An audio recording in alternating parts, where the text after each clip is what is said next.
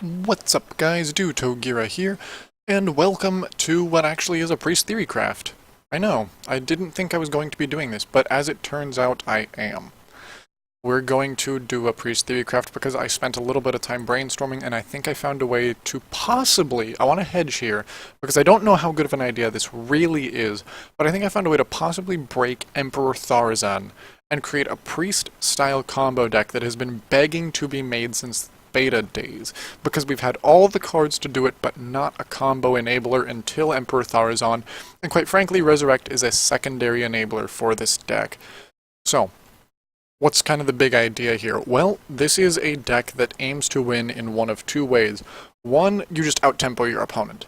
You're playing two extremely good minions when played one turn after the other, in having Injured Blademaster in the deck and Hungry Dragon. And on top of that, if your opponent can't handle that, and you can steal the one-cost minion from your opponent with a Cabal Shadow Priest, they're just going to get destroyed. Because you can't recover from a turn 3 4/7 into a turn 4 5/6 into getting a minion taken of yours into a 4/5, or really just anything else that could happen there. So, really kind of powerful in the right draw from a tempo standpoint, and on top of that, from this tempo standpoint, you don't want to be playing things like Wild Pyromancer or Northshire Cleric to the board for fear of them dying, because you have Resurrect. If your Hungry Dragon gets killed or your Injured Blademaster gets killed, you go and resurrect it and just roll them over, because a 2-mana 5/6 or a 2-mana 4/7 is just as, well, it's even more broken actually than either Blademaster or Hungry Dragon. Now what's the downside to this is that this deck, in being kind of tempo-y, sacrifices, well, I shouldn't say sacrifices, the fact that this has a secondary win con, aside from tempo of also being kind of a combo style win con, is that you don't have very many 5-drops. In fact, the only 5-drop minion you have is Vol'jin.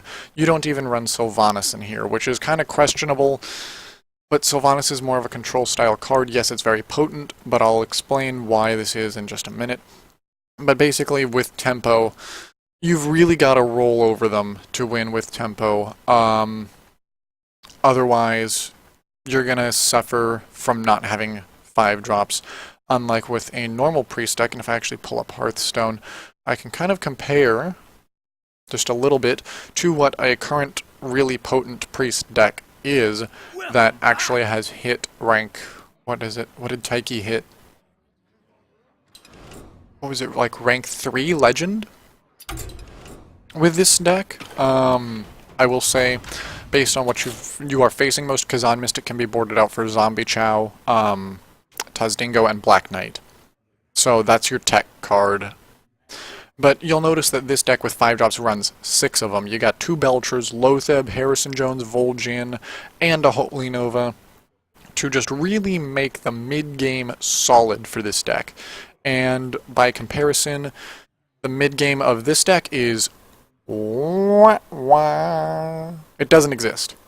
It does not exist. You basically are supposed to just take the advantage in tempo early on with the game, and then use cards like Valen's Chosen, etc., and just make these powerful minions and roll your opponent over.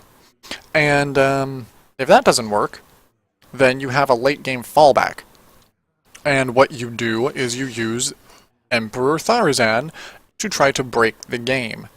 You stay in with Cabal Shadow Priest, maybe having to Holy Fire to stay in. You've got a board clear with Holy Nova and the Pyromancer to kind of help out, as well as Vol'jin acting as a secondary Shadow Word Death. But what you do in the late game is you play Emperor Tharzan. And ideally you're holding Velen in your hand. In fact, you should be holding Prophet Velen in your hand when you play Emperor Tharzan. Then Emperor Tharzan triggers and reduces the cost of Prophet Velen by 1. This makes him a 6-mana 7/7 with the text double the damage and healing of your spells and hero power. What you do from here is you drop a Prophet Velen and then you Mind Blast your opponent twice for 20.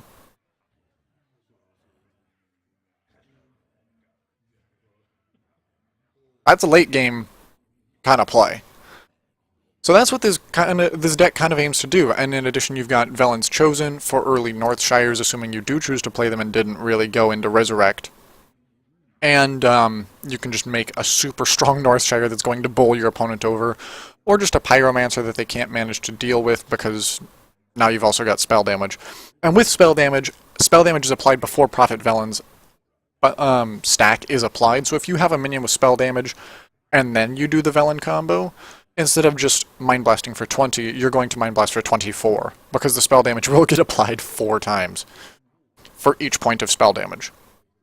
So that's really strong, and you're not likely to get Velen to stick. You've got the Big Fun Hunter walking around. He's got the fun in his sights, and he's going to shoot it right out from under you. So Velen's not likely to stick, but that's why he needs to be 6 mana, so you can double Mind Blast in 1 turn. And if Emperor Tharzan hits the Mind Blasts as well, you know, you've got bonus mana to do something like Velen's Chosen, because they're each just 1 mana and Velen's Chosen got hit 2 or something.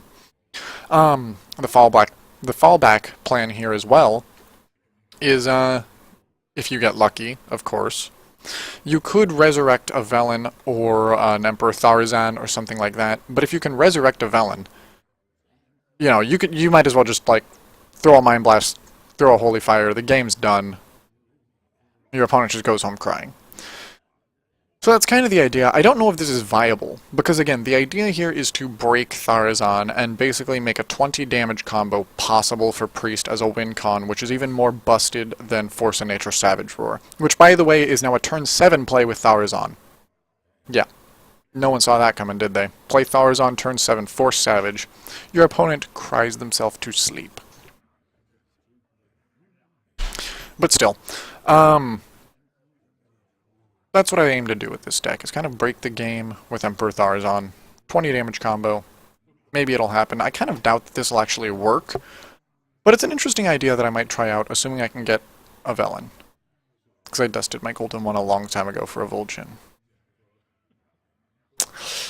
Yeah, bad decisions, but hey. It'll be okay, right?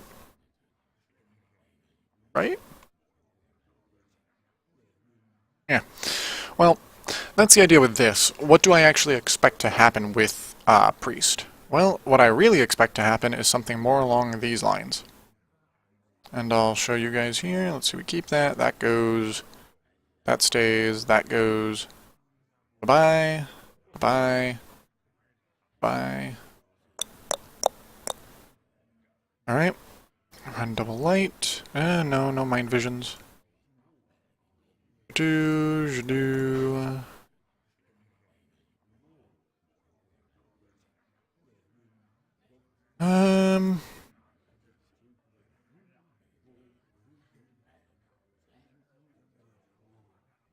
Where are you, Harrison? Harrison. No Lothebs. And I got one more card. Sylvanas. Where are you? Bam. I think that this is closer to what we will see. Is something that's very similar to what we have right now, but it does run Hungry Dragon. It could be that a card like Light of the Naru or well, I'm actually not sure what else you would replace. Light of the Naru is one of the weaker cards in this deck, and that's really saying something because there's a lot of, you know, Light of the Naru is a really strong card. I guess you could replace it with Resurrect, again, to kind of give you that possibility of a tempo win, where, you know, the majority of your minions in this deck, you've got Northshire at 1, and you've got Wild Pyro at 2. But beyond that, Blade Master's a great Resurrect target, Hungry Dragon's a great Resurrect target, Harrison's Belcher's great, Sylvanas is great, Emperor Tharzan is great, Boom is great, Cabal is okay. Maybe Cabal's not amazing, but still, let's face it. You've got Vol'jin, you've got Auchenai as a potential target, which means that in some games where you've played both Auchenais because you are forced to by tempo, but end up with a Circle of Healing in your late game hand, you drop a Resurrect, and maybe you get an Auchenai out of it, and you just circle again and your opponent cries, because how did you just play 3 Auchenais? That's really kind of becoming a Priest thing, is playing an illegal number of cards in one deck. So, yeah, it's possible that what you could see is something like swapping I don't know, maybe Light of the Naru, maybe, what do you even drop? I can't see someone dropping Thoughtsteal for Resurrect.